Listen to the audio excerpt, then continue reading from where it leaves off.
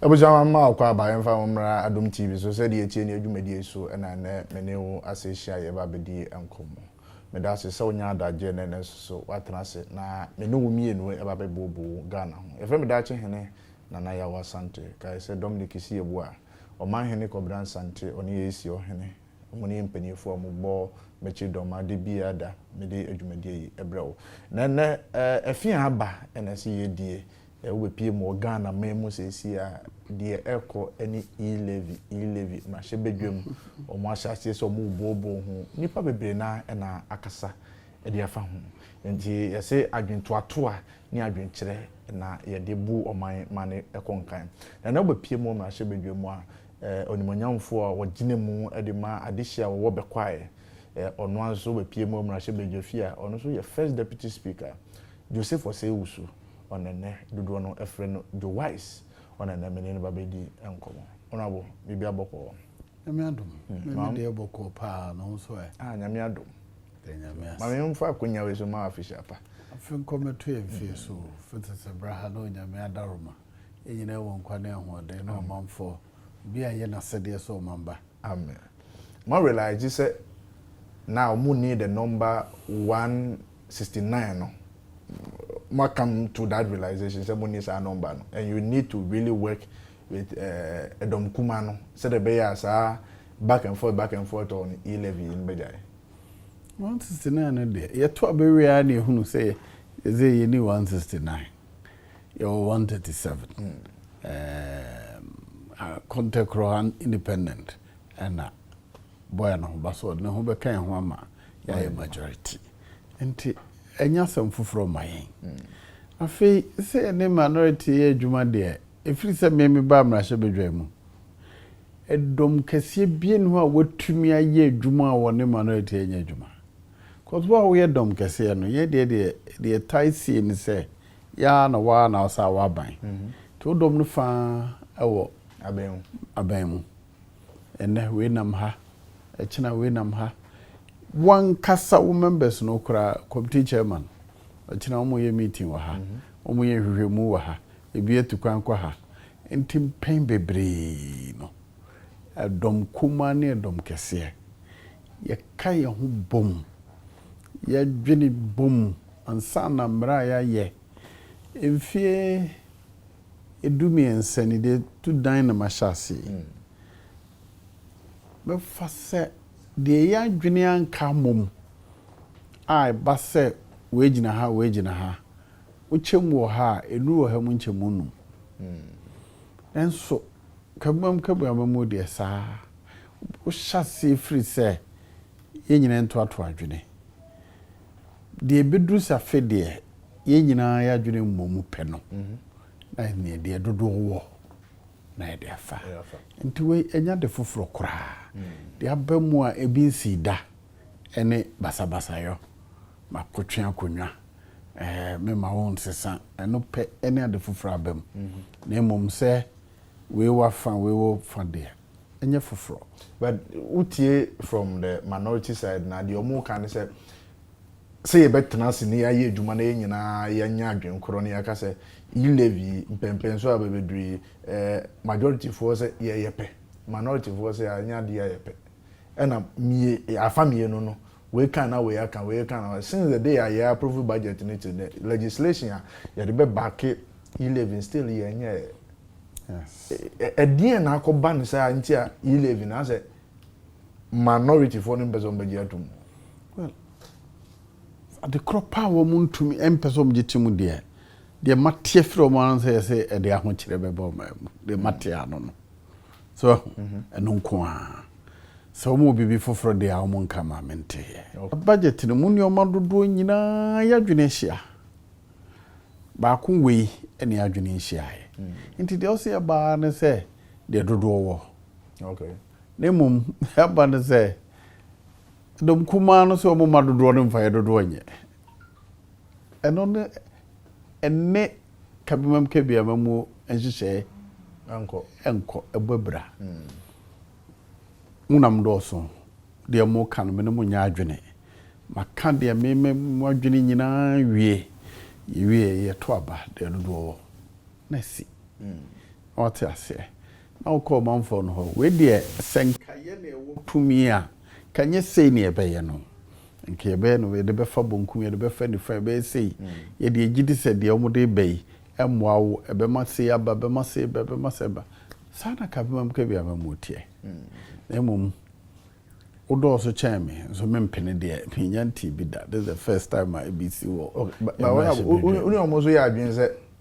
Omoka say ye pass E-Levy idea, which is Baba only on my agony.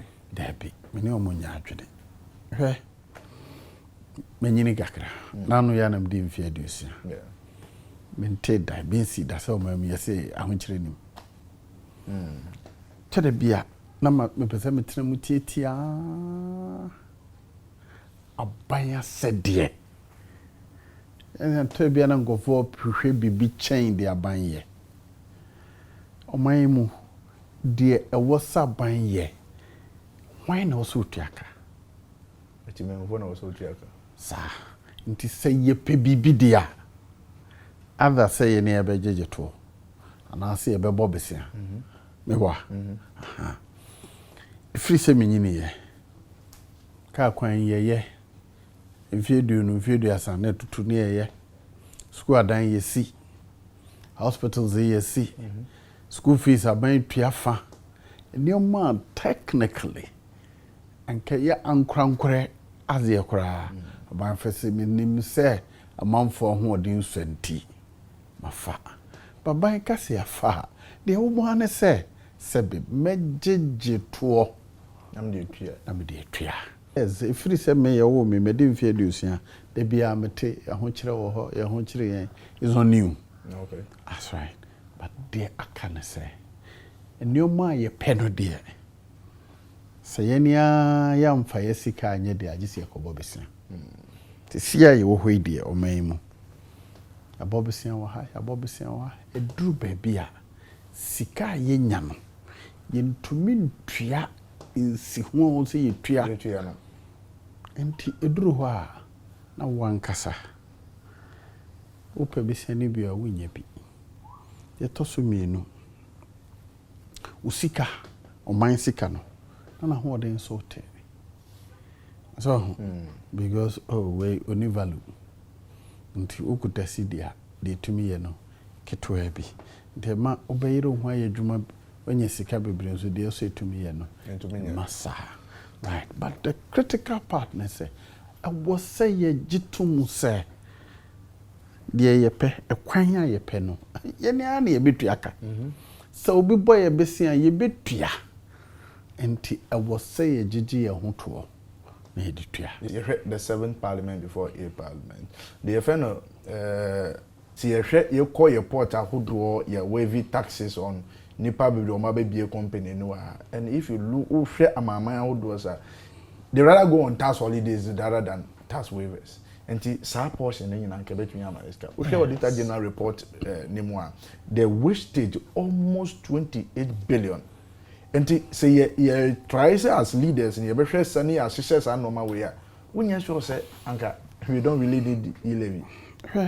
Tax yensha same free tax holidays. No say a bimo.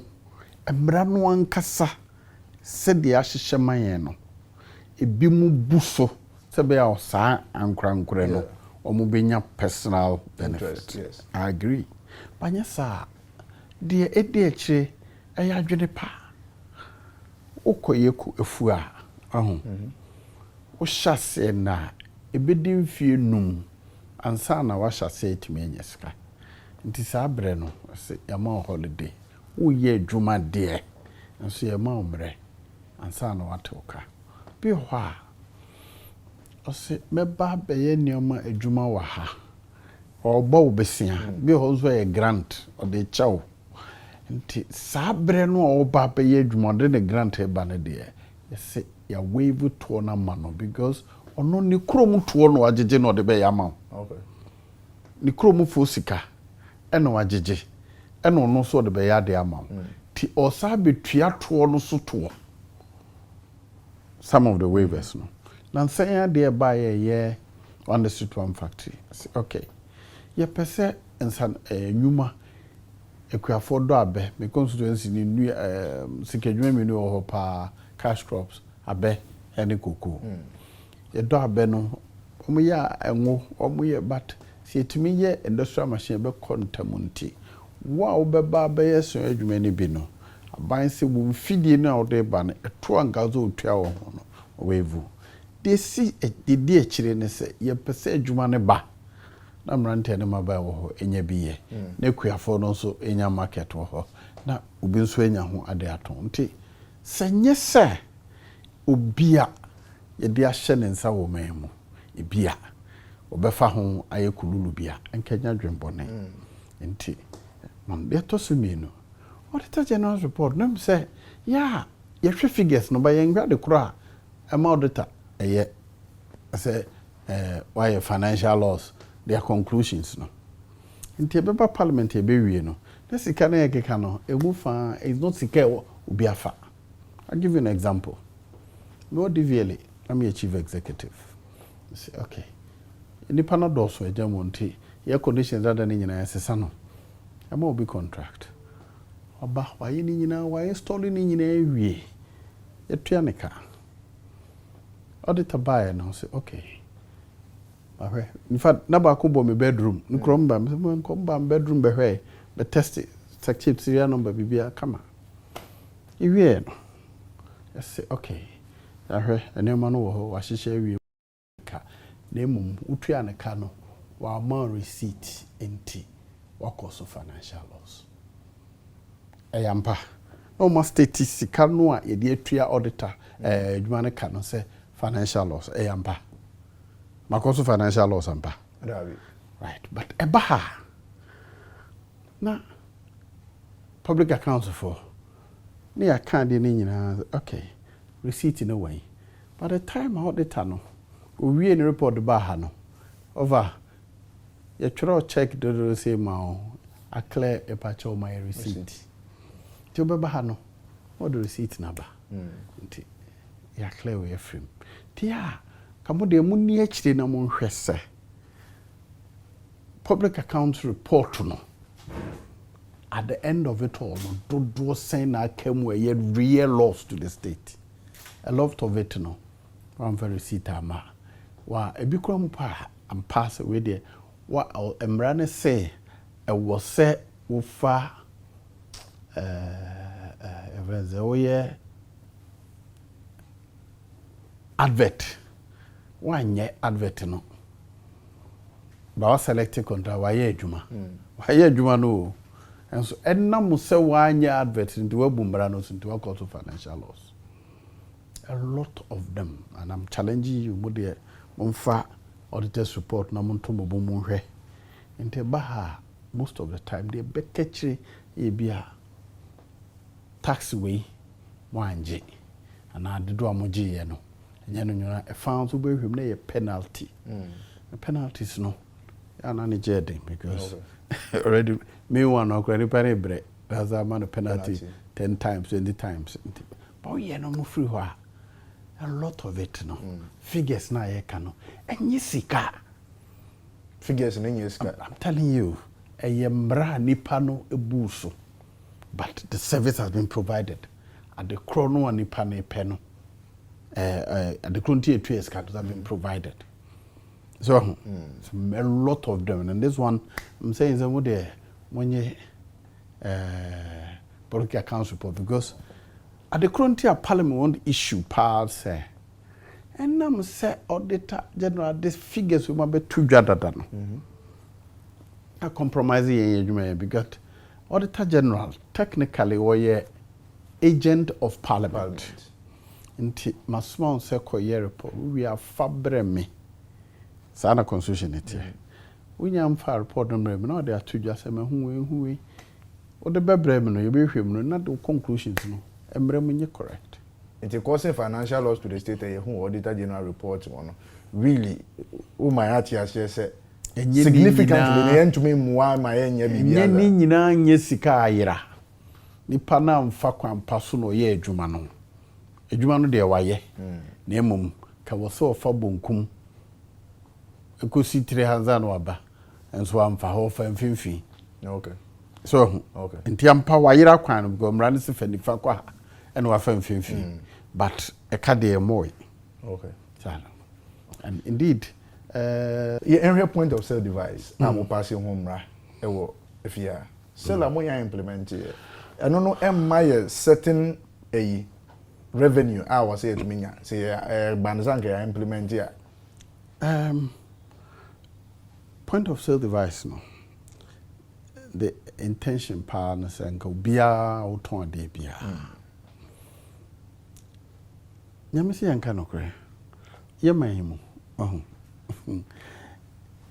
yedwadie the largest chunk of traders no they've got to implement it around them and the target pa na running supermarkets and small shops no I know say omunguso I don't know how far they have gone but I know because I'm aware that many of the the guitar one they are printed but been so nye aka agoko dra yede beka ze wo nye mrane se yenche utu me news ka se beje ya oye omamu udi omani mu a oye tisemi a so trimoding ka se se nipa we wo ye nipa pa o na je se ohu ade nya na obu ne ne aguso right and you're right I was thinking to me akovobia but it also involved cost. It also involved nipa sebe. Adeni si okra untimi operate. So, anti say o delicate. By the implementation you shall say. Oh yes, we can verify from. Yes. Okay. And no because to maybe single say 5 crates of canned beer. I'm saying, I'm crying. I was the system was me. You mako. I say a whole chile. Nipa or transfer sikano. I say, wow, transfer 100 cedis a day or less. Unpiebi. Obia obetumi a transfer more than 100 cedis a day. I just a bit resourceful. When I was at home. Na me te hai on the average me transfer about 2,000 to 5,000 cedis a week. We free waha. Right?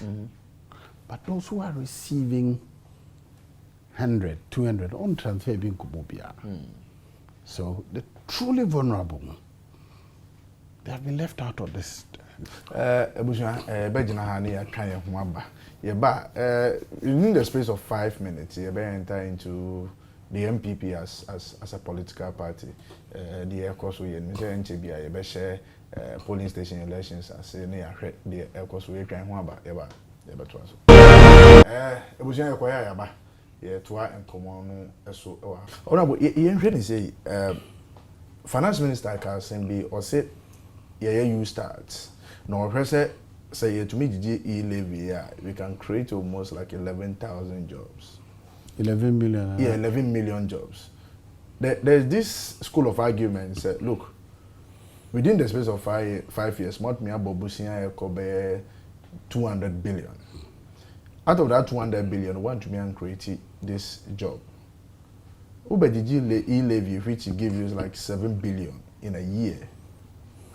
Ubeden what me create because you dey nantwe mu ama wo waton aboka wo ye dey nesere ma wa na obetumi aton anya ho vaso. Okay, yeah, I am fan one by one. Bisi bia ye it was specific to something me boa. Me share apart from your friend is saying budget support. Yes. Because usually there be a running budget deficit. Yasesi nyuma yehie nyina yasesi ska yebenye nyina shortfall abem 4%. Is half 4% with the baba besia. And only Eurobond in one of na no.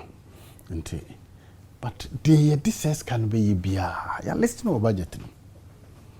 Until because senka budget no wo mu se the share NEIP yamfa nkwa, he has a point.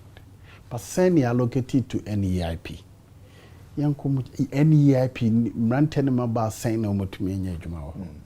So we talk about the policies now, but nobody is following up to find out. It be out 3 years. Any panel down on no a press conference back on no case will be on follow up. And yeah, no discussions now. Yeah, we say. I encourage you guys to go to NEIP as an agency. I say NEIP no you perceive encouraging panel mu your one case ejuma. Do send you to me or more he. So it's the same concept to you start. Man tell him about baby. One more idea, sir. When you support kakra bit me aye bibia man. But only supporting on an so page.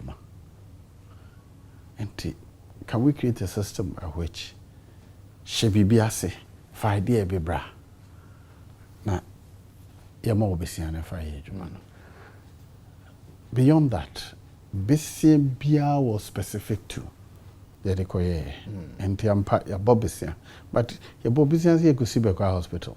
Yes, right? Ya bobisia say yeah communication digitalization yeah. But the case allocated to allocated to youth employment. Let's look at them. So what is from who part majority don't care more MPs ni big can say come hurt me you be pass it say minority for G2 man to more E-Levy you be pass here. We are sure say casa going for was here to make it. You can't say I can one side. Obi say right E-Levy mudia go kum ni power. But me share from one side about the other side because one person from a majority side I can say NDC for no poor mumpo you be pass it. Who call NDC side is also kind say oh are there because Muntaka recently said on to mean guarantee say be as a nay say Saturday back Tuesday see a transfer can say on to mean guarantee say the scene I know no being sensible. The first thing is that me peneso walk one peneso to be a bekakasa boasting and call for up. So but at no point should it be said running shishaya a wahono will be better. Kasa de you'll be say my mouth no be gone. What the TV so won't pay the woman is a beto amano so beto etia meboa. Nti ye kind say omom to man do so a say the ope won't pay meboa. Yes. Untumi guarantee say e be CBO say saying say o me ento aba no. That's the only way the ya jatu mo nhihye mu de ye fa so ye twuma. So say said me say budget mu ne o menyina ye nyina ya jatu aka ba ko ana chinye wo ho eye normal eye kabema kabema mu sa na tie nye ne o menyina na ye nyina jitum ngi hia parliament.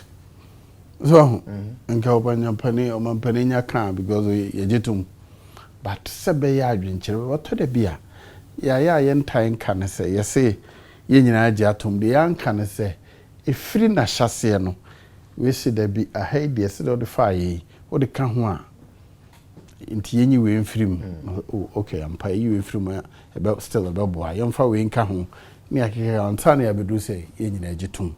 So, but this particular one there, we would come one be affect we sir we me am nimbi at first make suggestions I do buy a record you mko once later bail no no o ma agree be amend bi so right but here we are just said there do draw no war ye pass there parliamentar to be a say simple majority. Yes.